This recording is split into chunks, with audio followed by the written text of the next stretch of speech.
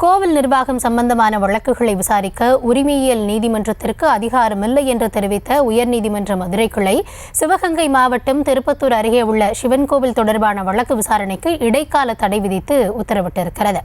இதுகுறித்த விவரங்களுக்காக இணைகிறார் செய்தியாளர் நாகேந்திரன். வழக்கின் பின்னணி மற்றும் நீதிமன்றத்தின் உத்தரவு குறித்தான விரிவான விவரங்களை வழங்கலாம்.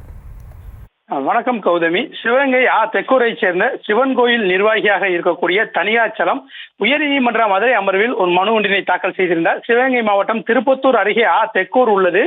இங்கு மீனாட்சி சுந்தரேஸ்வரர் சிவன் கோவில் உள்ளது. இது மிகவும் பழமை வாய்ந்த பிரசித்தி பெற்ற கோவிலாகும். இந்த கோவிலை நகரத்தார் சமூகத்தைச் சேர்ந்தவர்களே அனுபவம் செய்து வருகிறார்கள். மேலும் 1982ஆம் ஆண்டு இந்து சமய அறநிலைத்துறை இந்த கோயில் நகரத்தார் சமூகத்திற்கு மட்டும் பாத்தியப்பட்டது எனவும் உத்தரவிட்டிருந்தது. கோவிலின் எதிரே ஊரணி ஒன்று உள்ளது. இந்த ஊரணியை 48 நபர்கள் ஆக்கிரமிப்பு செய்திருந்தனர். உயர்நீதிமன்ற உத்தரவால் மாவட்ட ஆட்சியர் ஆக்கிரமிப்புகளை தற்போது அகற்ற நடவடிக்கை எடுத்துள்ளார். இதனால் ஆக்கிரமிப்பாளர்கள் சிவன் கோயில் நிர்வாகத்தில் நடவடிக்கையை முடக்கும் வகையில் மீனாட்சி சிவன் கோயில் எங்களுக்கு பாத்தியமானது என்றும் கோவிலில் திருமணம், காதுகுத்து போன்ற வைபவங்கள் எங்களுக்கு உரிமை உள்ளது என்றும் திருப்பத்தூர் உரிமையியல் நீதிமன்றத்தில் சிவில் வழக்கு தாக்கல் செய்துள்ளனர். இந்த வழக்கை விசாரணை செய்த உரிமையியல் நீதிமன்றம் கோவில் நிர்வாகத்திற்கு விளக்கம் கேட்டு நோட்டீஸ் அனுப்பியுள்ளது. எனவே இந்த வழக்கை விசாரணைக்கு தடை விதிக்க வேண்டும் என அந்த மனுவில் கூறியிருந்தார். இந்த வழக்கு நீதிபதி கோவிந்தராஜ் திலகவதி முன்பு விசாரணைக்கு வந்தது.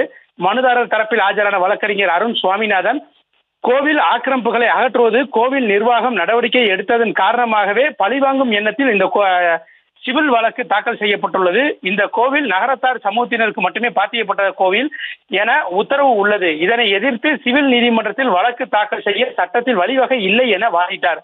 அப்போது நீதிபதி சட்டத்தை தவறாக பயன்படுத்தி உரிமையியல் நீதிமன்றத்தில் வழக்கு தாக்கல் செய்யப்பட்டுள்ளது என்றும் உரிமையியல் நீதிமன்றம் கோவில் நிர்வாகம் குறித்து விசாரிப்பதற்கு எந்த அதிகாரமும் இல்லை என கூறிய அந்த நீதிபதிகள் இந்த வழக்கில் விசாரணைக்கு இடைக்கால தடை விதித்து சம்பந்தப்பட்ட நபர்கள் பதில் மனு தாக்கல் செய்ய நோட்டீஸ் அனுப்பி வழக்கு விசாரணையை ஒத்திவைத்து உத்தரவிட்டுள்ளனர். கௌதமி,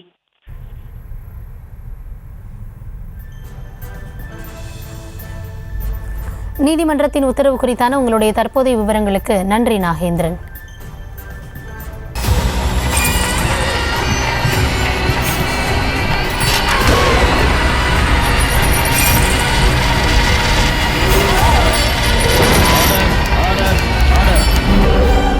குற்றங்களின் மறுபரிமாணம் நிகழ்தகவு நமது நியூஸ் தமிழ் தொலைக்காட்சியில் விரைவில்.